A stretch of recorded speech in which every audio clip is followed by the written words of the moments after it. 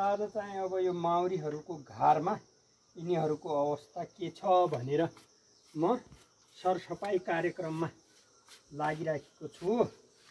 अब यसमा रानी माउरी छ कि छैन, खाना के छ, कति छ, घार कतिको फोहोर भएको छ भनेर हेर्नुपर्ने हुन्छ। नत्र चाहिँ नि एउटा त बर्खायाम भयो, बर्सातको सिजन भयो, दोस्रो चाहिँ नि अब यो सिजनमा यिनीहरू चाहिँ रानी माउरी नभएपछि यिनीहरू चाहिँ एकदम छोडेर घार चाहिँ छोडेर जान्छन्, अथवा यिनीहरू त्यत्तिकै चाहिँ नि काम नगरी मरेर चाहिँ नि खाना ल्याउने जाने, उतै चाहिँ नि पानी हावा हुरी बतास लाग्ने भयो, अनि यिनीहरू चाहिँ नि समाप्त हुने भयो।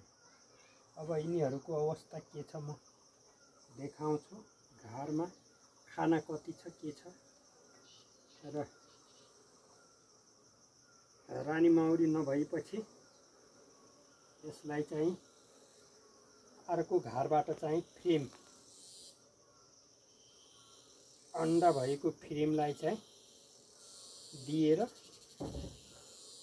रानी माउरी तयार गर्ने। सबभन्दा पहिले रानी माउरीलाई हेर्छु म यसमा छ कि छैन भनेर। अब यो बर्सातको सिजन भयो, बर्सातको सिजनमा कसैको घारमा चाहिँ फ्रेमहरू धेरै छन् र माउरीको सङ्ख्या कम छ भने फ्रेमहरूलाई घटाउनु र त्यसको साथसाथै पुरानो फ्रेमलाई पनि जो कालो भएको हुन्छ त्यो फ्रेमलाई पनि हटाइदिनु होला। अब यिनीहरू चाहिँ काम गर्नेवाला माउरी भनेको यही हो। तीन प्रकार रानी माउरीको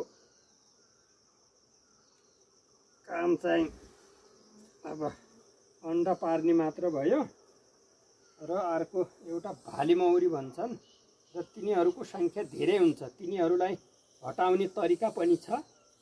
त्यो चाहिँ कसैलाई आवश्यक भएपछि सम्पर्क गर्नुहोला, म विस्तृतमा बताउने छु।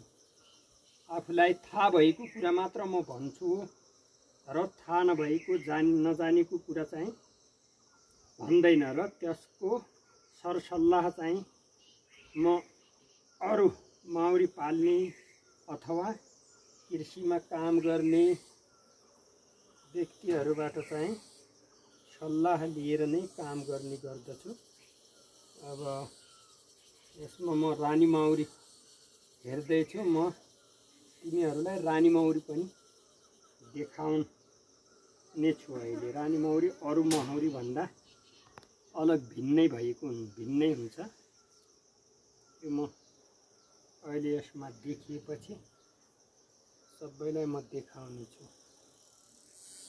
अब तपाईहरूलाई म रानी माउरी देखिएपछि यसमा देखाउँछु। अहिले यसको अवस्था ठिक छ, खाना चाहिँ छैन। अब भोलि चाहिँ यसमा खाना पनि दिनुपर्छ, चास्नी बनाएर।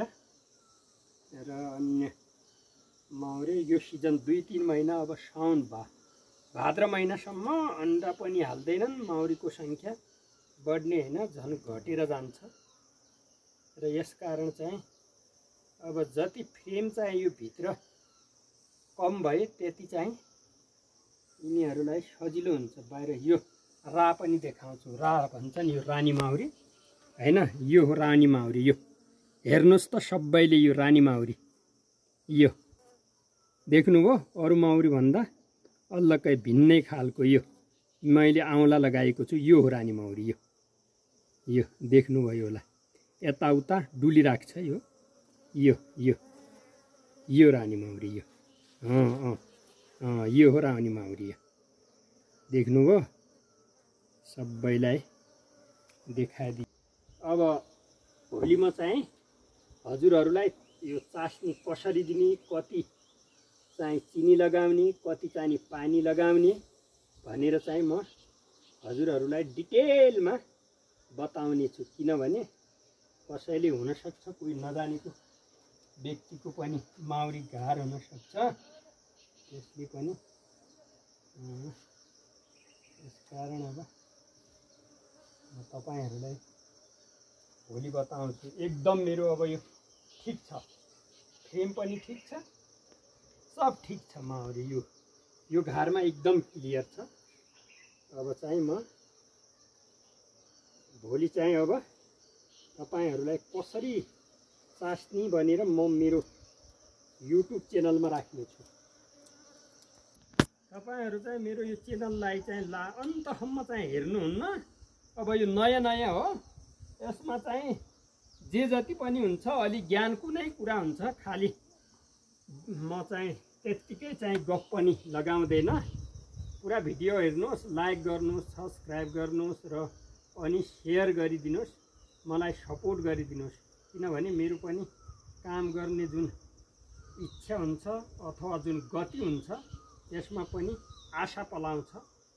र यसै कारण म यो गाउँको कुना कन्दरामा भएका चिजवस्तुहरू ल्याएर सानो चिज पनि म हजुरहरूलाई बताउने छु, जानकारी दिनेछु भन्ने आशा बोकेर मैले आफ्नो यो युट्युब च्यानल चाहिँ सञ्चालन गरेको हो। ल आज चाहिँ अब हजुरहरूलाई यति नै।